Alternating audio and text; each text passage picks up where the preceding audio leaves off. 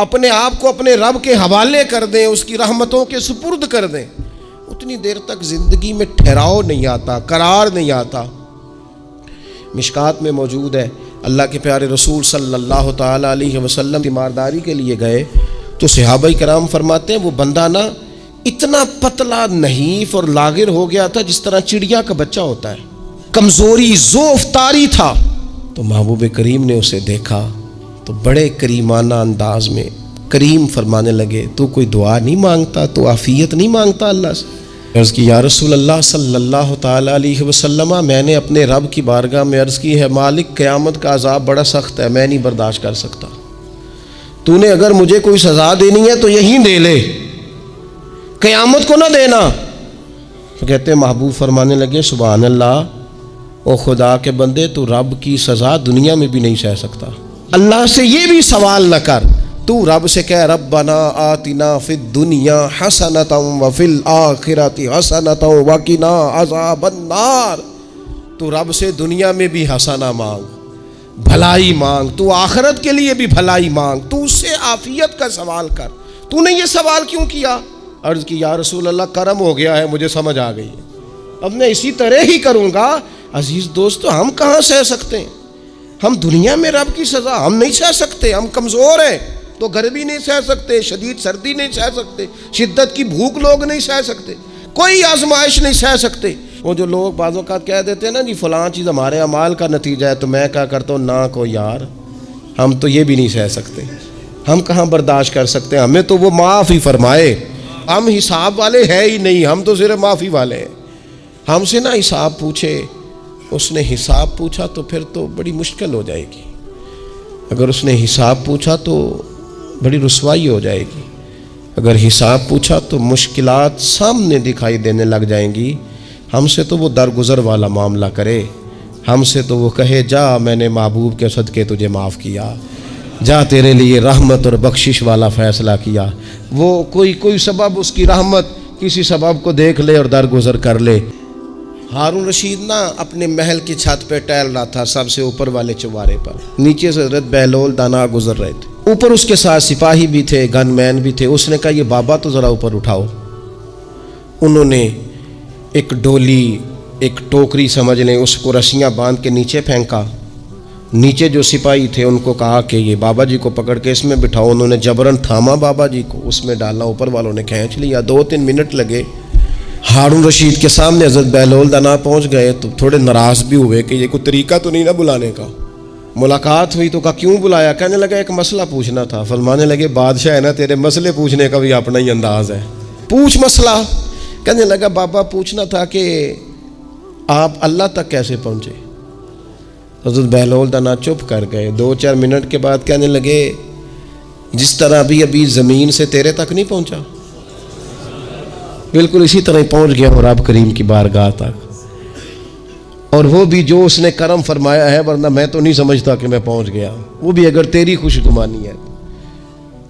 ہارون رشید کہنے لگا مجھے سمجھ نہیں آئی۔ فرمانے لگے تو بادشاہ جو ہے اتنی جلدی کیسے سمجھ میں آئے گی تجھے بات؟ فرمانے لگے اگر میں تجھ سے ملنا چاہتا نا تو میں ایک درخواست لکھتا، پھر کسی وزیر سے سفارشی سائن کراتا، پھر وہ جمع کراتا، پھر مجھے ٹائم ملتا کہ فلاں دن فلاں تاریخ فلاں ٹائم آ جانا، پھر آ کے میں لائن میں لگتا۔ پھر بھی تو بادشاہ ہے، تیرا موڈ بنتا ملنے کا کہ نہ بنتا۔ جب میں چاہتا تو پتہ نہیں کتنا ٹائم لگ جاتا، جب تو نے چاہا ہے نا تو 1 منٹ بھی نہیں لگا۔ فرمانے لگے میں نے دعویٰ ہی نہیں کیا کہ میں جد و جہد کر کے پہنچوں گا، میں نے تو رب کی بارگاہ میں عاجزی کی ہے، پھر رب نے ہی کرم فرمایا ہے، اسی نے مہربانی کی ہے۔ مانا کہ محبت کے سفر میں ہر گام پہ 100 مشکل ہے، لیکن یہ سفر آسان بھی ہے اگر ساتھ تمہارا ہو جائے۔ اس کے کرم کا ساتھ رہا ہے، اس سے عافیت مانگی ہے، اپنے آپ کو اس کے سپرد کیا ہے تو اس نے کرم کر دیا۔ جب تک یہ مزاج نہیں ہم بناتے کہ مالک سے عافیت کا سوال کریں، لوگوں کو تو دھوکہ دیا جا سکتا ہے، رب اور رسول کو تو نہیں نہ دیا جا سکتا۔ وہاں تو دلوں کا خلوص ہی پہنچتا ہے، وہاں تو نیتوں کا حسن ہی پہنچتا ہے۔ تو اللہ تبارک و تعالیٰ سے جب بھی سوال کیا جائے، دنیا اور آخرت کی بہتری کا سوال کیا جائے۔ ایک لفظ ہے حدیث پاک میں جس کو عافیت کہتے ہیں۔ ترمذی شریف میں حضرت سیدنا عباس بن عبد المطلب رضی اللہ تعالیٰ عنہ، آپ کی روایت موجود ہے، فرماتے ہیں میں نبی پاک صلی اللہ تعالیٰ علیہ وسلم کی خدمت عالی مرتبت میں حاضر ہوا تو میں نے عرض کی یا رسول اللہ صلی اللہ تعالیٰ علیہ وسلم، مجھے ایسی چیز بتائیں جو میں اپنے رب سے مانگوں۔ چیز مانگنی ہوتی ہے نا، بعض اوقات موقع ملتا ہے تو کئی دفعہ انسان امتحان میں آ جاتا ہے کہ اب مجھے موقع مل گیا ہے، مجھے کہا گیا ہے کچھ مانگ لو، تو بھلا میں کیا مانگوں۔ حضرت عباس بن عبد المطلب رضی اللہ تعالیٰ عنہ نبی پاک علیہ السلام کے پیارے چچا جان ہیں، عرض گزار ہیں یا رسول اللہ صلی اللہ علیہ وسلم، مجھے بتائیے میں اپنے رب سے مانگوں تو کیا مانگوں؟ تو حضور نے فرمایا رب سے عافیت مانگو۔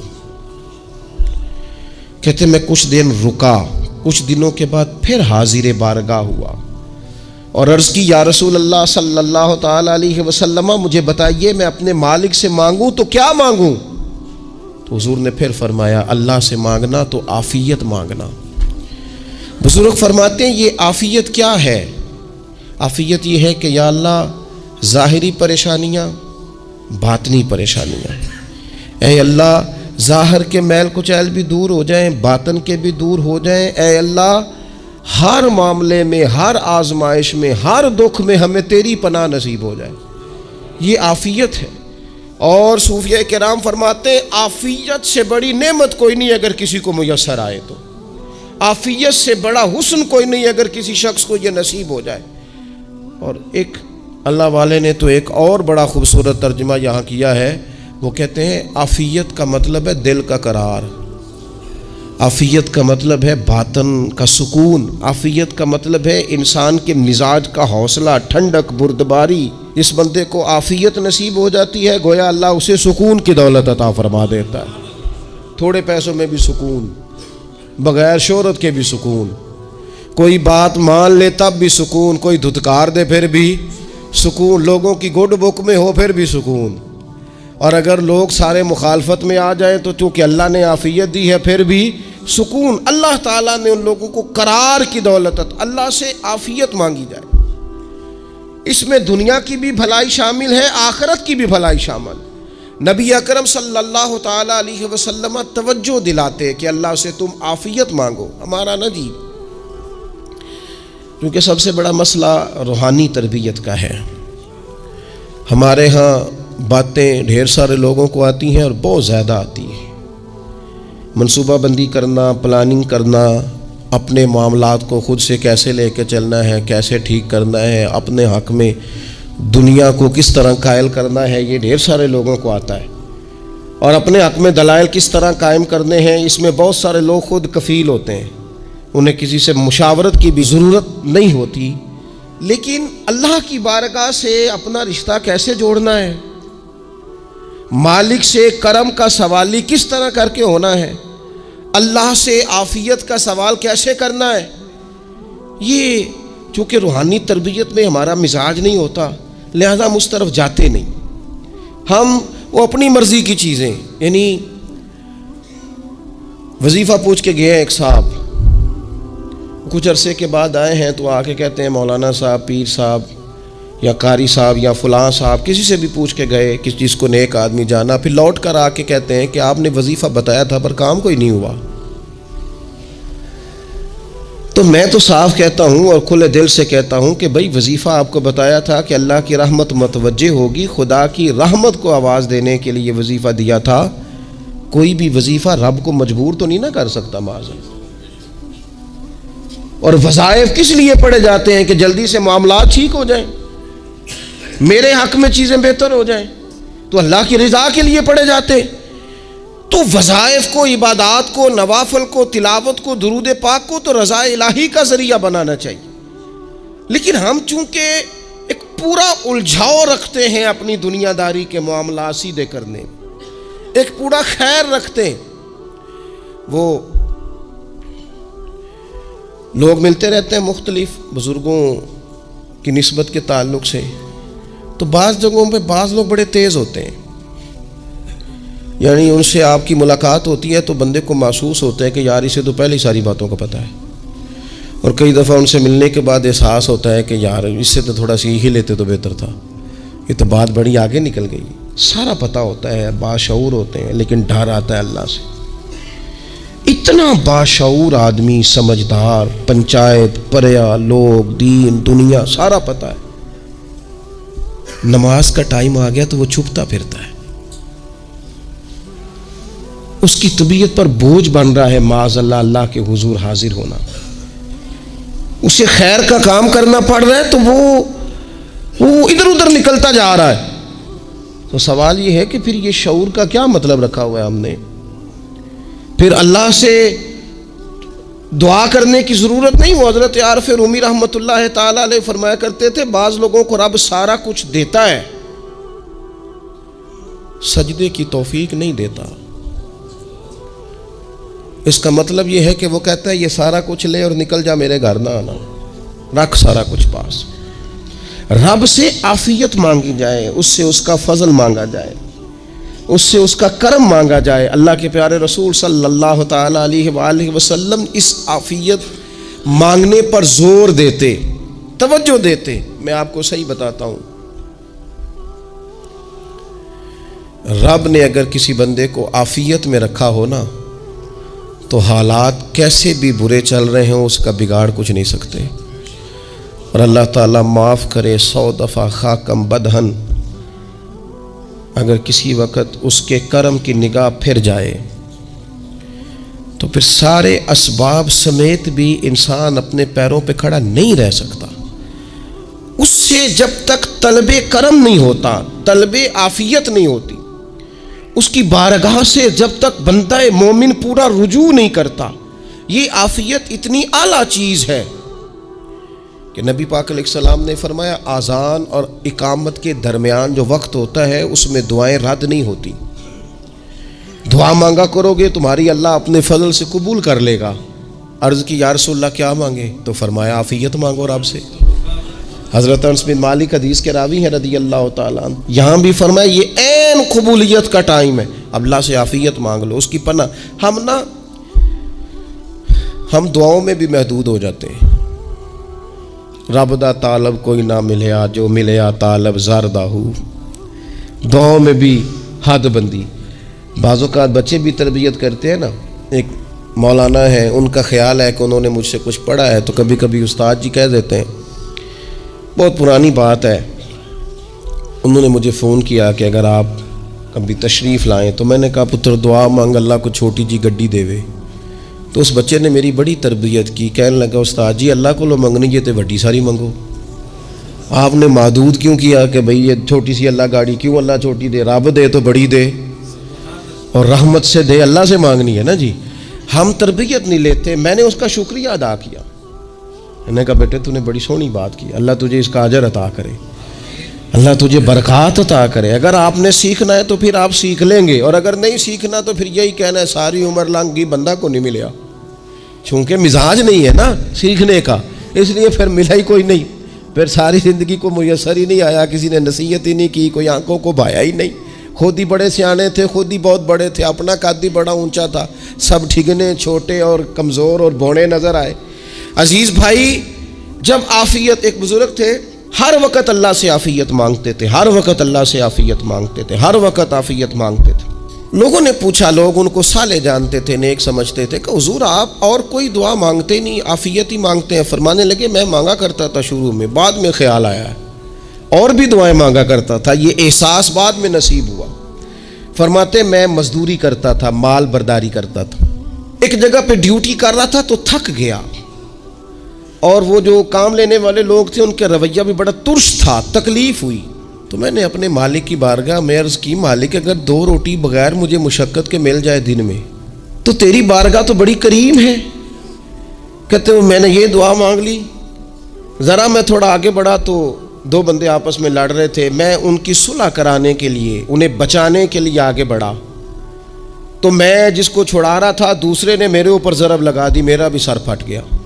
تھوڑی دیر کے بعد وہاں پولیس آ گئی، وہ تینوں کو لڑنے والا سمجھ کے اٹھا کے لے گئے، مجھے جیل ہو گئی۔ 2 روٹیاں بغیر مشقت کے روز ملنی شروع ہو گئی۔ دعا مانگی تھی نا کہ یا اللہ 2 روٹیاں مل جائے نا بغیر مشقت کے، کہتے ہیں وہ 2 روٹیاں روز ملتی، کوئی کام نہیں کرنا پڑتا، پر جیل ہو گئی۔ فرماتے ہیں میں بڑا پریشان تھا، روز روٹیاں پابندی سے آتی اور بہترین آتی، کھانا ملتا۔ پھر کچھ عرصے کے بعد میں نے سوچا کہ یار یہ دعا تو قبول ہو گئی نا تیری، اب تو اگر اس پر کوئی الگ بات کرے گا تو وہ تو غلط کرے گا۔ کہتے پھر خود ہی میرے دل میں اللہ نے بات ڈالی اور میں نے عرض کی مالک 2 روٹیاں نہیں، مجھے تو عافیت چاہیے، مجھے تو عافیت دے، میرے اوپر تو کرم فرما، تو نظر رحمت کر، جے ایک قطرہ بخشے مینوں، ایک قطرہ بخشے مینوں تے کام بن جاندا ہی میرا، مہربانی کر عافیت عطا کر۔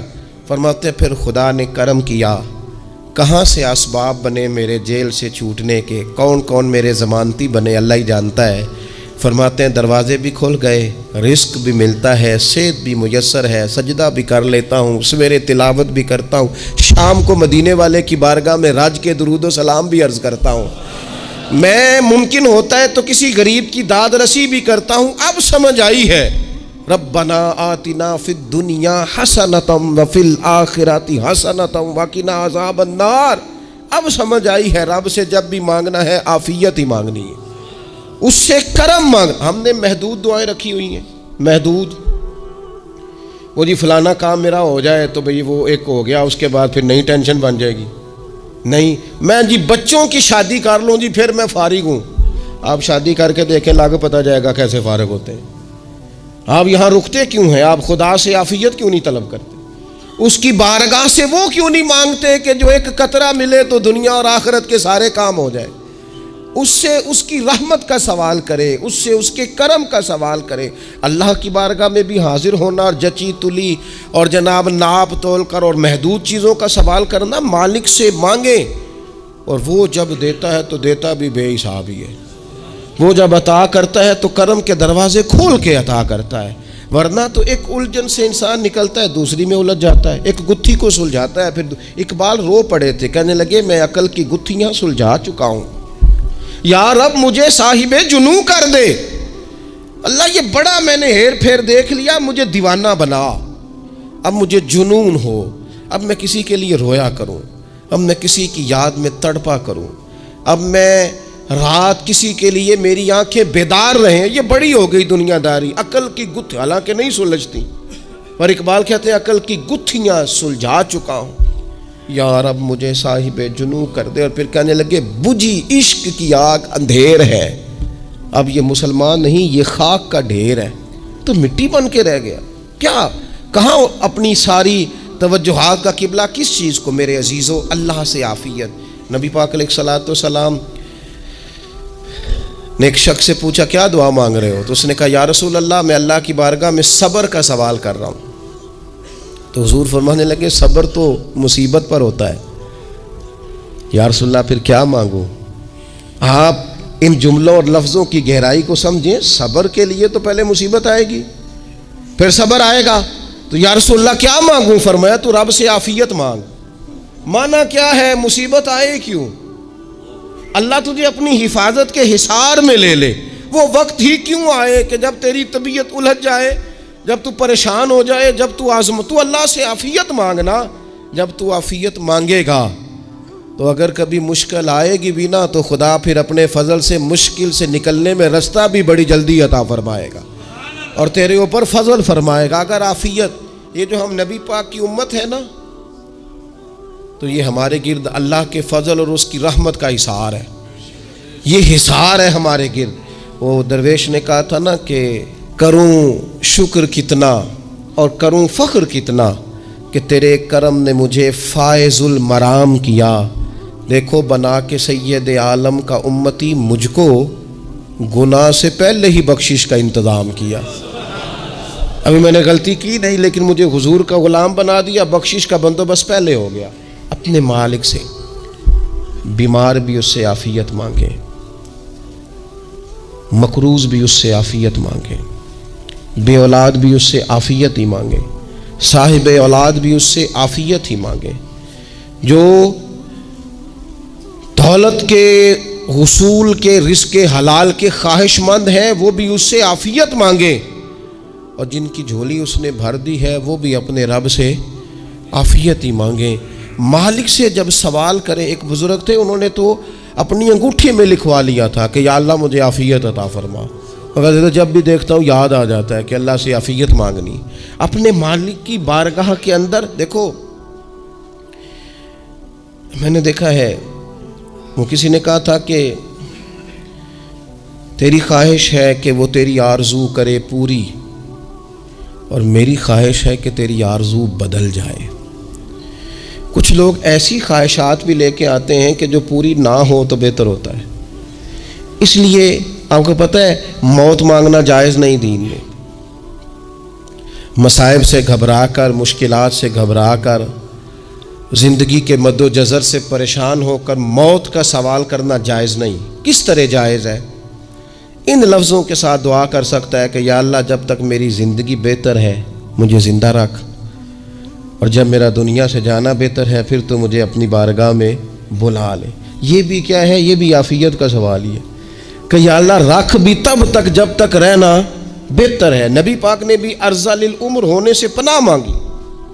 ہمارا یہ مزاج بن گیا ہے کہ ہم اپنے حق میں ایسی چیزوں کا سوال کر رہے ہوتے ہیں جو کئی دفعہ ہمیں مل جائیں تو ہمارا نقصان کریں۔ قرآن حکیم ایک جگہ پہ اللہ کریم نے فرمایا ہے کہ اگر سب لوگوں کو مال دے دوں تو بغاوت کریں، فساد ہو جائے۔ کیا مانا؟ کہ اپنا نقصان کر بیٹھے لوگ۔ ہم اپنے مالک کی بارگاہ میں بعض ایسی چیزوں کے سوالی ہیں کہ جو ہمارے لیے ٹھیک نہیں ہے، ہمیں اس کے کرم پر چھوڑنا ہے، اس سے عافیت مانگنی۔ اور بعض لوگ، کیونکہ میں کہہ چکا ہوں شروع میں کہ ہماری دینی روحانی تربیت نہیں ہوتی، اور ہم کہیں سے باقاعدہ اسباق لینے کے قائل ہی نہیں ہوتے، پوری تربیت کا ہمارا مزاج ہی نہیں ہوتا، اپنی عقل اور اپنا شعور اور اپنے حساب سے ہم زندگی کو بتانا چاہتے ہیں۔ اور یہ جو میرا دور ہے یہ ویسے ہی الجھا ہوا زمانہ ہے، اللہ ماشاء اللہ، پتہ نہیں کوئی کیا بول رہا ہے، کوئی کیا کہہ رہا ہے، ایسے جیسے کوئی میلہ لگا ہوا ہے، اور کان پڑی آواز سنائی نہیں دے رہی۔ جس کی دکان پر کوئی گاہک نہیں وہ بھی کہہ رہا ہے لائنیں بنا لو۔ ایسا الجھا ماحول ہے اور ایسی آزمائش ہے کہ لوگ بیچارے پریشان ہیں۔ دیکھیں جب تربیت کے ساتھ انسان آگے بڑھتا ہے نا، ہمارے پاس مقتدا ہے اللہ رسول کا کلام، ہمارا پیشوا ہے رب رسول کا فرمان۔ جب ہم کتاب و سنت کی روشنی میں آگے بڑھتے ہیں تو پھر ہمارے لیے منزل آسان بھی ہوتی ہے اور قریب بھی ہوتی، پھر ہمارے لیے آگے کی طرف سفر کرنا، آگے بڑھ جانا یہ آسان ہوتا ہے۔ آپ غور کریں جو لوگ دنیا میں کامیاب رہے، بھلا کس طرح کامیاب رہے؟ وہ اس طرح کامیاب رہے کہ انہوں نے نا اپنے رب سے عافیت مانگی، اللہ تعالیٰ نے خود بخود ان کے لیے رستے بنائے۔ آپ تاریخ پڑھیں گے بعض لوگوں کی تو لگ نہیں رہا تھا کہ وہ اتنی کامیابی حاصل کریں گے۔ دیکھ لیں آپ حضرت غوث اعظم جیلانی رضی اللہ تعالیٰ عنہ بغداد شریف تشریف لاتے ہیں تو ان کی کیفیت یہ ہے کہ پتے کھا کے گزارا کرنا پڑتا ہے، یعنی پیچھے کوئی ایسا بیک گراؤنڈ کسی کا بنایا ہوا ادارہ، کوئی بڑی خانقاہ، کوئی بڑے لمبے چوڑے والد صاحب کے مریدین، کوئی بڑا لمبا سلسلہ نہیں مل رہا۔ ان کو بظاہر پتے کھا کے گزارا کرنا پڑتا ہے، لیکن چونکہ وہ نکلے ہیں اللہ کی مدد کے ساتھ، انہیں اللہ نے تائید دی ہے، فضل فرمایا ہے، تو نتیجہ یہ نکلا ہے کہ 70 ہزار بندہ ایک ایک وقت میں تربیت لینے کے لیے ان کے سامنے موجود ہے۔ یہ اللہ نے اسباب بنائے ہیں، کیونکہ جب رب عافیت عطا کرتا ہے تو پھر اللہ اسباب بھی پیدا فرماتا ہے۔ ہمارا ذہن تو تھک جاتا ہے سیاست کرتے کرتے، ہم تو جناب پوری ترتیب سے ہمیں سلیقہ آتا ہے کس طرح کر کے کس بندے کو کیسے قائل کرنا، پورے طور پر ہم وہ ساری زندگی سیاست کرتے رہتے ہیں۔ وہ خاندانوں میں بھی چلتی ہے، گلی محلے میں بھی چلتی ہے، دوستوں میں بھی چلتی ہے، اور بعد میں پتہ چلتا ہے کہ یہ پتے کھیل کون رہا تھا، اصل میں صلح کرانے والا تھا کہ لڑائی کرانے والا تھا، یہ سب کا خیر خواہ تھا، یہ سب کی ذہن کے اندر فطور کی آمیزش ہی اس شخص کی وجہ سے تھی۔ ہم چونکہ وہ خاص عافیت اللہ سے نہیں مانگتے، ہماری مخصوص سیاست ہوتی ہے سبھی کو راضی رکھو، اس کا نتیجہ یہ نکلتا ہے کہ ایک ٹائم آتا ہے کوئی بھی راضی نہیں رہتا۔ ہم اگر اپنے مالک کی طرف رجحان کریں اور اللہ نے جو ہمیں شعور دیا ہے اس شعور کو لے کر اللہ کی بارگاہ کی طرف بڑھیں، آپ یقین کریں اعلیٰ حضرت بریلوی رحمۃ اللہ علیہ کی کتابیں ہیں، ایک ایک کتاب پر پی ایچ ڈی ہو رہی ہے،